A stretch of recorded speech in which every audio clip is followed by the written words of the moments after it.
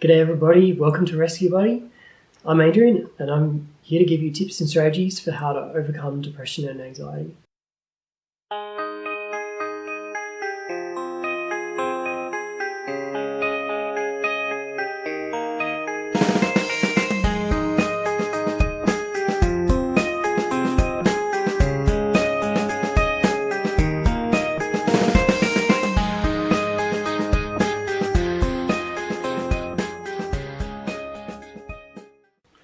So today I'm going to help you discover a strategy toolkit that you can use to fight depression. So often we just focus on a few small areas of strategy instead of incorporating strategies into lots of different parts of our lives. And the thing about depression is it affects not just your mood, but it affects your thoughts, it affects your body, it affects your spirit. It affects all parts of the person, and if you want to be effective and give yourself the best chance of getting better, then you've got to have a strategy. You've got to have a set of strategies for each different part of who you are, and for each part of life. So I want to help you have some strategies that you can apply outside of the counselling room, things that you can apply in everyday life. So I've got 10 strategies.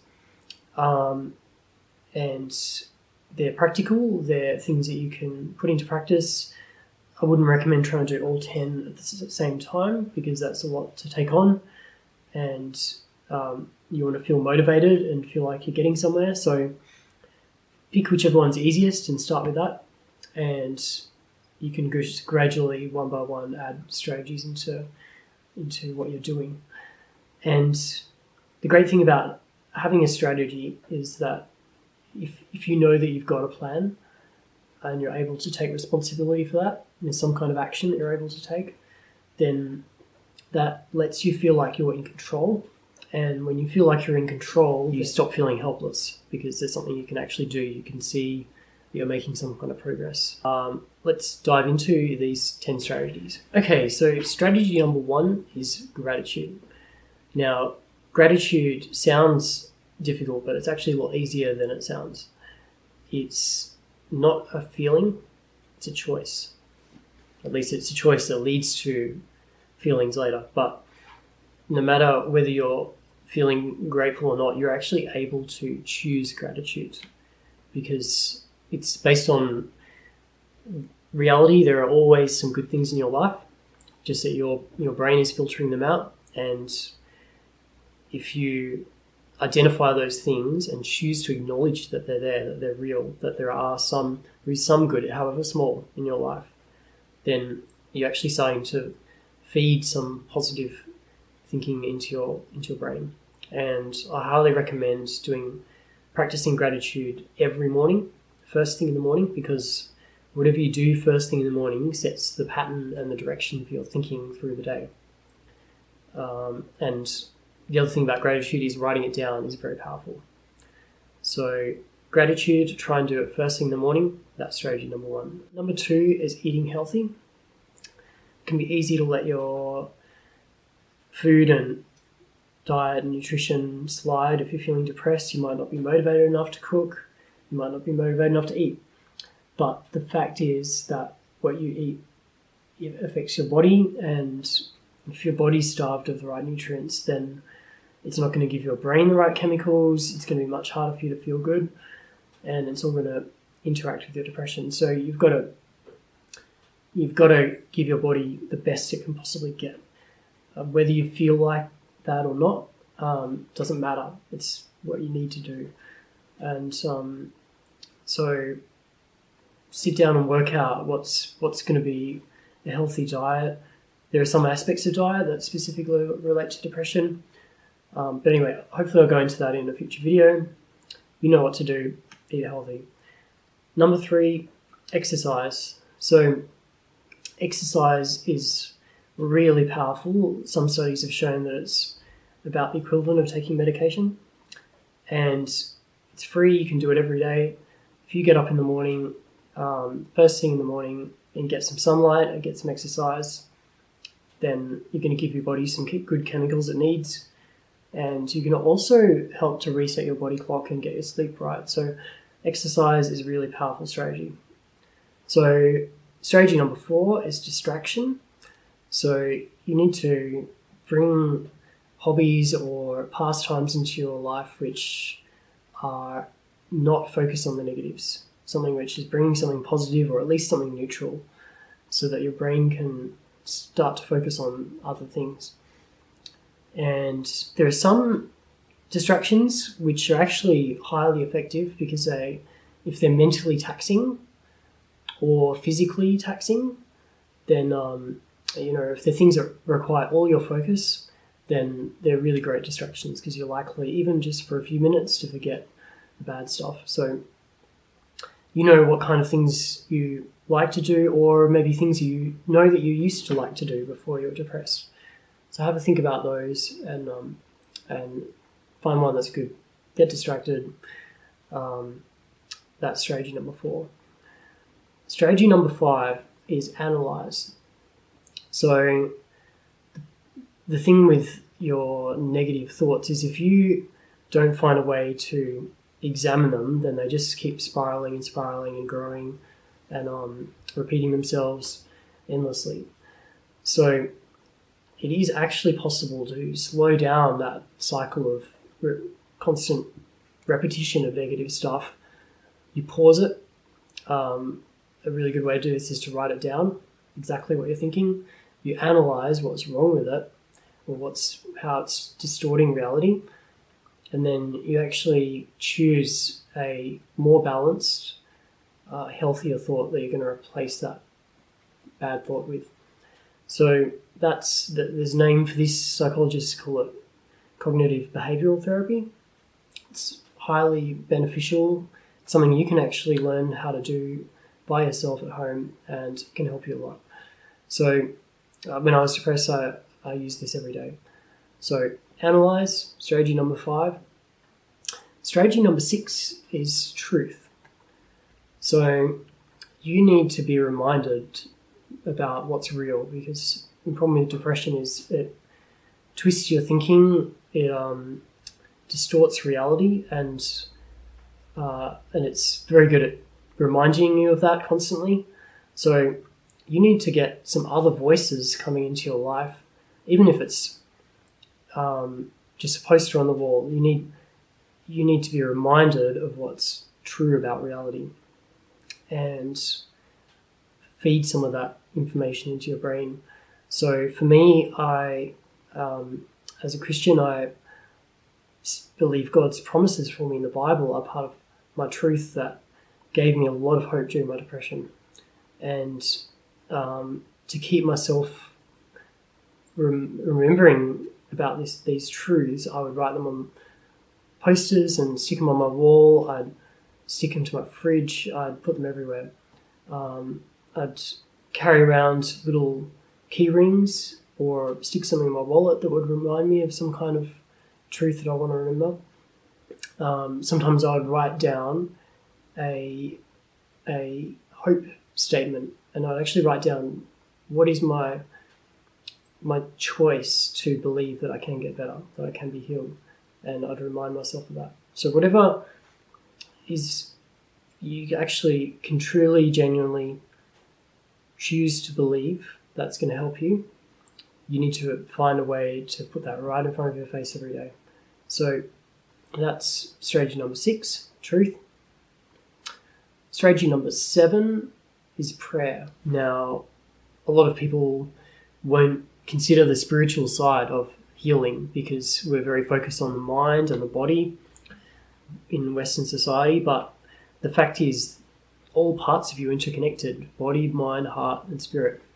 And if your strategy doesn't include a strategy for your spirit, then you're going to be lacking because you're only tackling 3 parts of the problem.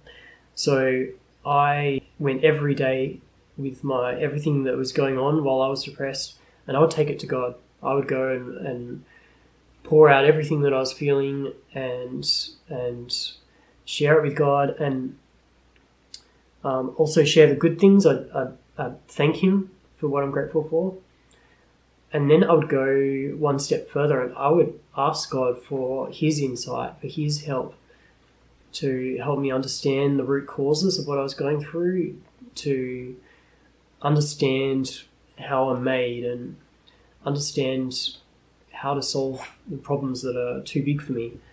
And the amazing thing I found is when I asked God for help like that, then I would get insights and overcome things in ways that I was not able to figure out with my own logic, because God is the greatest healer of all. So good idea to get him on your side. Prayer is really instrumental. I highly recommend it. So that's strategy number 7. Strategy number 8 is sharing. So just the same way as it's helpful to share what's going on with God, find friends who are people who are good at listening. Now, that's sometimes a challenge to find. And I know when you're depressed, you might actually be in the situation where you don't feel like there's anyone who understands you or is willing to listen to you. So step number 1 is to go searching to try and find someone like that. And you'll often actually find that people you didn't think would be willing to listen will listen to you if you actually reach out for help. So go looking for those people, and then when you found them, try and share exactly what's going on. Don't hide it. Sharing helps a lot. If you absolutely can't find anybody to share with, then a good substitute is expressing it in some other way. So you can write a poem, you can write a song, which is what I used to do. You can draw drawings or paint something. These are all different ways of expressing what's going on. You've got to find a way to get it out.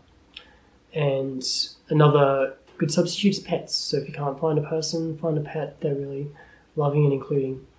So that's strategy number 8, sharing. Strategy number 9 builds on number 8, but it goes one step further. So strategy number 9 is assistance. And when I say assistance, I mean getting someone else to assist you in practical roadblocks that are stopping you. So people around you might see that you're not looking happy, but they might not actually realize that you can't wake up in the morning and you sleep until midday, or you're not eating, or you're missing your appointments with a counsellor. So you've actually, hopefully, if you've managed to find some friends, you've got friends who perhaps have it together more than you, and maybe they're better at time management. Maybe they're better at, they just got a clearer thinking at the moment.